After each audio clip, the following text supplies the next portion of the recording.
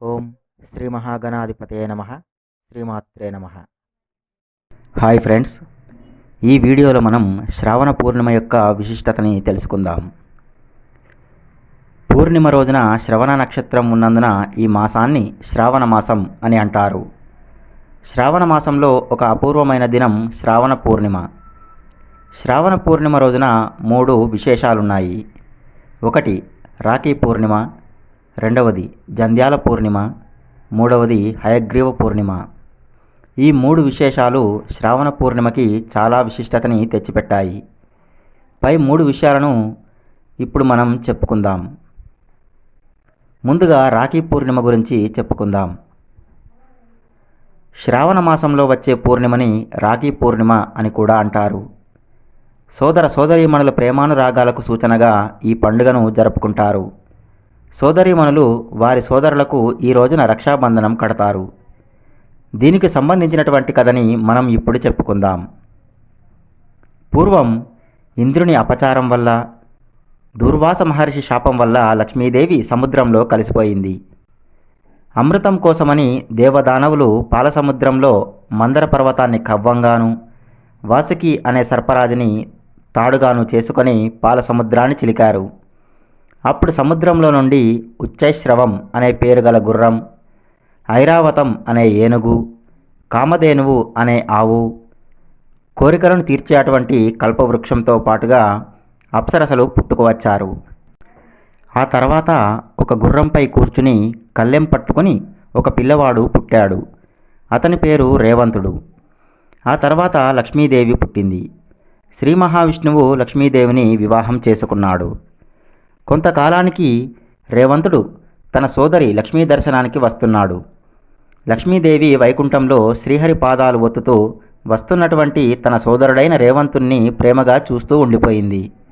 అప్పుడు విష్ణువు లక్ష్మీదేవిని లక్ష్మీ లక్ష్మీ లక్ష్మి అని 3 సార్లు పిలిచినా పలకకపోయేసరికి విష్ణువు ఆగ్రహంతో లక్ష్మీదేవితో, గుర్రంపై వస్తున్న నీ సోదరుణ్ణి చూసి నీ భర్త పిలుపుని వినలేదు కదా, అందుకని నువ్వు ఆడగుర్రం అయిపో అని శపించాడు. అప్పుడు రేవంతుడు భయంతో లక్ష్మీదేవి దగ్గరికి రాకుండానే తిరిగి వెళ్ళిపోయాడు. అప్పుడు లక్ష్మీదేవి చాలా బాధపడి విష్ణువుతో, నాదా, నా సోదరుడు రేవంతుడు వస్తున్నాడని చూస్తూ ఉండిపోయాను. ఈ చిన్న అపరాధానికే ఇంత కోపమా, ఇంతటి శాపమా? దీనికి ఏమైనా పరిష్కారం ఉందా అని అడిగింది. అప్పుడు విష్ణువు లక్ష్మీదేవితో, ప్రియా, ఈ శాపానికి ఒక కారణం ఉంది. నీకు సంతానం కలిగాక శాప విమోచనం అవుతుందని అన్నాడు. అప్పుడు లక్ష్మీదేవి భూమి మీద ఆడగుర్రంగా వచ్చింది. తర్వాత కొంతకాలానికి విష్ణువు మగగుర్రంలా వచ్చాడు. ఇలా ఆడా మగ గుర్రాలుగా ఉన్నటువంటి లక్ష్మీనారాయణులు ఇద్దరూ కూడా మన్మదార్తులయ్యారు. అనురాగం పరవళ్ళు తొక్కి గాఢంగా కలుసుకున్నారు. అప్పుడు వారిద్దరికీ ఒక సంతానం కలిగింది. ఆ సంతానం పేరు హయహయుడు. శ్రావణ పూర్ణిమ నాడు లక్ష్మీదేవికి సంతానం కలిగి శాప విముక్తి కలిగింది. ఇక నా సోదరుడు రేవంతుడు నన్ను చూడడానికి రాడు అని అనుకున్నది లక్ష్మి. అప్పుడు విష్ణువుతో, సోదరికి బంధం ఉండడానికి ఒక మంచి మార్గం చూపించండి అని లక్ష్మీదేవి విష్ణువుని అంది.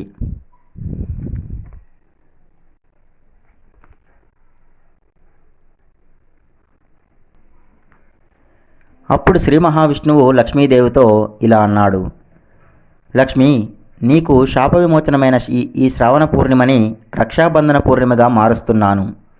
ఈ రోజును సోదర సంబంధమైన రక్షాబంధన ఉత్సవంగా మారుస్తున్నాను. ఈ రోజున నువ్వు వెళ్ళి నీ సోదరుడు అయినటువంటి రేవంతుడికి రక్షాబంధనం కట్టు. రక్షాబంధనం కట్టేప్పుడు హరినామాన్ని తలుచుకుంటూ కట్టు అని విష్ణువు లక్ష్మీదేవితో చెప్పాడు. ఆ తర్వాత లక్ష్మీదేవి విష్ణువు చెప్పినట్లుగా తన సోదరుడు అయినటువంటి రేవంతుడికి రక్షాబంధనం కట్టింది. అప్పటి నుండి రక్షాబంధన ఉత్సవం మొదలైంది. ఆనాటి నుండి శ్రావణ పూర్ణిమ నాడు సోదరీమణులు తమ సోదరులకు రక్షాబంధనం కట్టడం జరుగుతూ వస్తుంది. ఈ రోజున ఉదయమే సూర్యోదయం కన్నా ముందే నిద్రలేచి తలారా స్నానం చేసి సోదరి తన సోదరుడికి తోరాన్ని అంటే రక్షాబంధాన్ని కట్టాలి. ఆ రక్షాబంధాన్ని కట్టే ముందు ఆ తోరానికి సరిగ్గా మధ్యలో ఒక పతకం ఉంచి ఆ పతకానికి అటువైపు ఇటువైపు ముడులు వేయాలి. వాటిని గ్రంథులు అని అంటారు. ఆ ముడులు 1, 3, 5, 7, 9 ఇలా బేసి సంఖ్యలో ఉండేలా ముడులు వేయాలి. ఇప్పుడు ఆ రక్షాబంధాన్ని అమ్మవారి వద్ద పెట్టి 11 సార్లు గాయత్రి మంత్రాన్ని జపించి ఆ రక్షాబంధానికి పైన కుంకుమ పసుపుని రాసి అక్షితలు వేసి, ఓ రక్షాబంధమా, నువ్వు గాయత్రి మాతృస్వరూపినివి. నీలో మహాకాళి, మహాలక్ష్మి, మహాసరస్వతి అనే త్రిశక్తులను ఆవాహన చేస్తున్నాను. దీన్ని నా సోదరుని చేతికి కడుతున్నాను. నా సోదరుని చేతికి ఉండి అతనికి రక్ష కల్పించు. అతని చేతికి నిన్ను కట్టిన నాకు నా సోదరుని నుండి రక్ష కల్పించు అని చెప్పి సోదరునికి రక్షాబంధనం కట్టాలి. అలా రక్షాబంధనం కట్టిన సోదరికి సోదరుడు తనకు ఉన్న శక్తి కొద్దీ ఏదైనా కానుక ఇవ్వాలి. చీర, సారె, బంగారమో లేదా కొంత ధనాన్నో సోదరికి ఇవ్వాలి. ఈ రక్షాబంధనం అనేది సొంత సోదరీమణులు మాత్రమే కాకుండా సోదరిగా భావించే వారితో అయినా కట్టించుకోవచ్చు. సోదరునిగా భావించే వారికి కూడా కట్టవచ్చు. ఇప్పుడు శ్రావణ పూర్ణిమకి ఉన్నటువంటి రెండో విశేషమైన హయగ్రీవ ఆవిర్భావం గురించి చెప్పుకుందాం. జ్ఞానానందమయం దేవం నిర్మలస్ఫటికాకృతిం ఆధారం సర్వవిద్యానాం హయగ్రీవముపాస్మహే. సమస్త విద్యలని అనుగ్రహించే శ్రీ గురుమూర్తి హయగ్రీవ స్వామి గుర్రపు ముఖంతో చతుర్భుజుడై శంఖచక్రాలను ధరించి వామాంకంలో అనగా ఎడం భాగంలో లక్ష్మీదేవి సమేతంగా ఆవిర్భవించిన సాక్షాత్తు శ్రీమన్నారాయణుడే హయగ్రీవ స్వామి. దుష్ట శిక్షణ, శిష్ట రక్షణార్థం శ్రీ మహావిష్ణువు అనేక అవతారాలు ఎత్తాడు. ఆయా సందర్భాల్లో లోకక్షేమం కోసం అనేక కార్యక్రమాలను చేపట్టాడు. అలా ఒకానొక శ్రావణ మాసంలో పూర్ణిమ నాడు అవతరించినటువంటి స్వామి శ్రీ లక్ష్మీ హయగ్రీవ స్వామి. ఇప్పుడు ఆయన ఆవిర్భావం గురించి చెప్పుకుందాం. పూర్వం హయగ్రీవుడు అనే అటువంటి ఒక రాక్షసుడు అమ్మవారిని గురించి తపస్సు చేశాడు. ఆ తపస్సుకు మెచ్చినటువంటి అమ్మవారు ఏదైనా వరం కోరుకోమని అంది. అప్పుడు వాడు అమ్మవారితో, నాకు చావు లేకుండా వరం ఇవ్వు అని అన్నాడు. అప్పుడు అమ్మవారు, పుట్టిన జీవి మరణించక తప్పదు, మరణించిన జీవి మరలా పుట్టక తప్పదు, కాబట్టి మరేదైనా వరం కోరుకో అని అంది. అప్పుడు వాడు హయగ్రీవం అంటే గుర్రపుతల కలిగినటువంటి వాడి చేతిలోనే నాకు మరణాన్ని ప్రసాదించు అని కోరుకున్నాడు. అప్పుడు అమ్మవారు తదాస్తు అని అదృశ్యమైంది. ఇక ఆ రాక్షసుడు వరగర్వంతో దేవతలను ముప్పతిప్పలు పెడుతున్నాడు. వాడిని వధించమని దేవతలందరూ శ్రీహరిని కోరగా శ్రీహరి వాడితో చాలా కాలం యుద్ధం చేశాడు. అయినా వాడిని చంపలేకపోయాడు. విష్ణువు అలసిపోయి ఒక గుహలో ధనస్సుకు బాణాన్ని సంధించి విపరీతమైనటువంటి అలసటతో దాని అగ్రభాగాన వాలి నిద్రపోయాడు.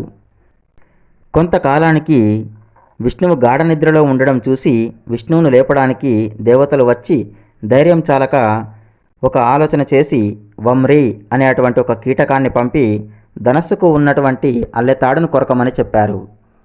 అలా చేస్తే తాడు వదిలై విల్లు కదిలి విష్ణువుకి మెలకువ వస్తుందని అనుకున్నారు.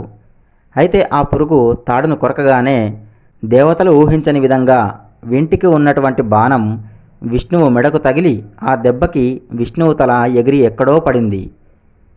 దేవతలు ఎంత వెతికినా ఆ తల కనిపించలేదు. అప్పుడు బ్రహ్మ అమ్మవారిని గురించి తపస్సు చేశాడు. అప్పుడు అమ్మవారు ప్రత్యక్షమై ఒక గుర్రపు తలను తెచ్చి విష్ణువు శరీరానికి అతికించమని చెప్పింది. దేవతలు అలాగే చేశారు. గుర్రపు తల అతికించగానే విష్ణుమూర్తిలో మళ్ళీ జీవం వచ్చి లేచాడు. అలా విష్ణువు హయగ్రీవుడిగా అంటే గుర్రపు తల కలవాడిగా మారాడు. అలా మారినటువంటి తిథి శ్రావణ పూర్ణిమ. అలా హయగ్రీవుడిగా మారిన విష్ణువు ఆ రాక్షసుడు కోరిన విధంగా ఆ రాక్షసుని సంహరించడానికి సిద్ధంగా ఉన్నాడు. అప్పుడు వెళ్ళి ఆ రాక్షసుని సంహరించాడు. అందుకనే శ్రావణ పూర్ణిమ నాడు హయగ్రీవ జయంతిని జరుపుకోవాలి. ఈ రోజున ఉదయాన్నే నిద్రలేచి తలస్నానం చేసి ఇంటిని శుభ్రపరచుకుని పూజా గదిలో లక్ష్మీ సమేత హయగ్రీవ స్వామి పటాన్ని పెట్టుకుని శంఖ పుష్పాలతో లేదా తెల్లని పుష్పాలతో పూజించాలి.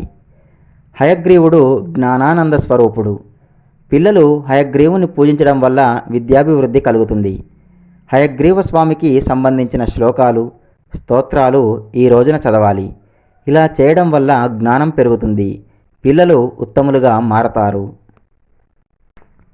ఇప్పుడు మూడవ విశేషం అయినటువంటి జంధ్యాల పూర్ణిమ గురించి చెప్పుకుందాం. ఈ రోజున యజ్ఞోపవీతాన్ని మార్చుకోవాలి. ఉపనయనం అయిన వారి మెడలో యజ్ఞోపవీతం ఉంటుంది. అలాంటి వారు తప్పకుండా శ్రావణ పూర్ణిమ నాడు యజ్ఞోపవీతాన్ని మార్చుకోవాలి. ఈ రోజున సూర్యోదయం కన్నా ముందే నిద్రలేచి నదీ స్నానం, చెరువుల్లో కానీ నూతుల దగ్గర కానీ స్నానం చేయాలి. అలా కూడా కుదరని వాళ్ళు వారు స్నానానికి పెట్టుకున్నటువంటి నీళ్ళల్లో కాసిన్ని ఆవు పాలు కానీ, పెరుగు కానీ, చిటికెడు పసుపు కానీ వేసి ఆ నీటిని చేతితో కలుపుతూ గంగా గంగా గంగా అని 3 సార్లు పలకాలి. అలా చేసి ఆ నీటితో స్నానం చేస్తే సాక్షాత్తు గంగానదిలో స్నానం చేసిన ఫలితం వస్తుంది. స్నానం చేసిన తర్వాత నుదిటిన సింధూరం పెట్టుకోవాలి. కొత్త యజ్ఞోపవీతాన్ని తీసుకొని పాత యజ్ఞోపవీతాన్ని కాళ్ళకి తగలకుండా కింద నుండి తీసివేయాలి. కొత్త యజ్ఞోపవీతాన్ని తలపై నుండి ధరించాలి. అలా చేసేటప్పుడు గాయత్రి మంత్రాన్ని పఠించాలి. ఒకవేళ శ్రావణ పూర్ణిమ మంగళవారం లేదా శుక్రవారం కానీ వచ్చినట్లయితే నూతన యజ్ఞోపవీతాన్ని ధరించండి. కానీ పాత యజ్ఞోపవీతాన్ని మాత్రం ఆ 2 రోజుల్లో కాకుండా వాటి తర్వాత రోజుల్లో తీసివేయండి. ఈ రోజున అందరూ కూడా గాయత్రి మంత్రం జపం చేయాలి. ఉపనయనం అయిన వారు గాయత్రి మంత్రాన్ని పఠించాలి. ఉపనయనం కానివారు కానీ స్త్రీలు కానీ చేయడానికి గాయత్రి మంత్రం ఒక శ్లోక రూపంలో ఉంది. యో దేవః సవితాస్మాకం ధియో ధర్మాది గోచరాః ప్రేరయేత్తస్య యద్భర్గః తద్వరేణ్యముపాస్మహే. ఈ రోజున ఉపనయనం అయినవారు గాయత్రి మంత్రాన్ని, ఉపనయనం కానివారు పై శ్లోకాన్ని జపిస్తే యజ్ఞాలు, యాగాలు, దానములు చేసిన ఫలితం వస్తుంది. ఈరోజు ఒక్కసారి గాయత్రి మంత్రం జపిస్తే 1000 సార్లు జపించిన ఫలితం వస్తుంది. ఈరోజు అందరూ వేద పండితులకు దానాలు చేయాలి. అందరూ ఈ రోజున గాయత్రి మాతని భక్తితో పూజించాలి. శ్రావణ మాసం పూర్ణిమ నాడే గాయత్రి మాత భూలోక సంచారానికి వచ్చిన రోజు. ఈ రోజున అమ్మవారిని కుంకుమతో పూజించాలి. ఇదండి 3 విశేషాలు కలిగినటువంటి శ్రావణ పూర్ణిమ విశిష్టత. ఫ్రెండ్స్, ఈ శ్రావణ పూర్ణిమ రోజున సోదరీమణులు వారి సోదరులకి రక్షాబంధాన్ని కట్టండి. అలాగే సోదరులు వారి సోదరీమణికి వారి శక్తి కొద్దీ కట్నమో కానుకలో ఇవ్వండి. అలాగే ఈ రోజున లక్ష్మీ హయగ్రీవ స్వామిని పూజించండి. అలాగే యజ్ఞోపవీతం కలిగిన వారు పాత యజ్ఞోపవీతాన్ని తొలగించి నూతన యజ్ఞోపవీతాన్ని ధరించండి. ఈ వీడియో మీకు నచ్చినట్లయితే ఈ వీడియోని లైక్ చేయండి, కామెంట్ చేయండి, మీ మిత్రులకి బంధువులకి షేర్ చేయండి. అలాగే మా ఛానల్ని సబ్స్క్రైబ్ చేసుకుని పక్కనే ఉన్నటువంటి బెల్ సింబల్ని నొక్కి ఆల్ అనే ఆప్షన్ని ఎంచుకోండి. ఈ వీడియోని చూసినందుకు మీకు ధన్యవాదాలు.